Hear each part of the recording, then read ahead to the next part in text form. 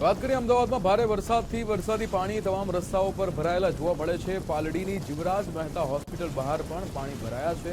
Hospital બહાર પાણી ભરાતા સારવાર માટે આવતા દર્દીઓ પરેશાન થયા છે। વરસાદી પાણીના કારણે અનેક વાહનો બંધ પડ્યા હોય તેવા પણ દ્રશ્યો સામે આવ્યા। પણ હોસ્પિટલ બહારના આપ દ્રશ્યો જોઈ શકો છો કે જ્યાં વરસાદી પાણી ભરાયેલા જોવા મળે છે। જેટલા પણ જે દર્દીઓ આવતા હોય છે તેમને પણ અહીંયા તકલીફ પડી રહી છે। પાલડીની જીવરાજ મહેતા હોસ્પિટલ બહારના આ દ્રશ્યો છે। વરસાદી પાણીનો ભરાવો અહીંયા જોવા મળી રહ્યો છે। વરસાદી પાણીના કારણે જે વાહન ચાલકો છે, જે દર્દીઓ આવતા હોય છે તેમને અહીંયા હાલાકીનો સામનો કરવાનો વારો આવ્યો છે। પાલડીમાં જે વરસાદી પાણી છે તે ભરાયેલા જોવા મળ્યા।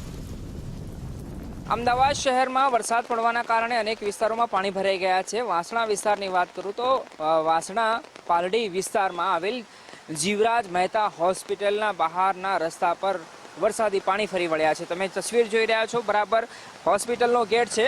એ હોસ્પિટલનો ગેટ પૂરો કર્યા પછી તરત જ વરસાદી પાણી ભરાયેલા જોવા મળી રહ્યા છે। આ સીધો તમે રસ્તો જોઈ રહ્યા છો, લગભગ 200 થી 300 મીટર સુધીનું અંતર છે। એ રસ્તા પર વરસાદી પાણી છે, જેના કારણે વાહન ચાલકો હોય અથવા તો હોસ્પિટલમાં સારવાર માટે આવતા દર્દી હોય, અને એમાંય જ્યારે ઇમરજન્સીના કિસ્સામાં, કેમ કે આ વરસાદી માહોલ હોય છે ત્યારે એવી શક્યતાઓને સંભાવનાઓ રહેલી છે કે કેટલાય લોકો કાં તો પડી જતા હોય, વાહન ચાલકો ખાસ કરીને ટુ વ્હીલર ચાલકો, અથવા તો ક્યાંક એવી ઇમરજન્સીની પરિસ્થિતિ ઊભી થાય અને સારવાર માટે અહીંયા લાવવા પડે તો એ અહીંયા કેવી રીતે પહોંચે એ પણ સૌથી મોટો સવાલ ઊભો થતો હોય છે।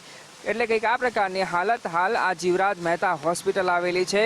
વાસણા પાલડી વિસ્તાર તરફ આ હોસ્પિટલ છે, અને સીધા તમે જે તસવીર જોઈ રહ્યા છો એ વેજલપુર તરફ જવા નો રસ્તો છે, અને એનાથી આગળ તમે જાઓ તો અહીંયા અનેક એવા વૈકલ્પિક રસ્તાઓ છે કે જે રસ્તા પર જતા વાહન ચાલકોએ હાલ તો પરેશાન થવાનો વારો આવ્યો છે, અને હવે લોકો રાહ જોઈ રહ્યા છે કે આ વરસાદી પાણી ક્યારે ઓસરે અને એમને રાહત મળે। કેમેરા પર્સન નરેશ રજોરા સાથે અર્પિત દરજી, ગુજરાત ફર્સ્ટ, અમદાવાદ।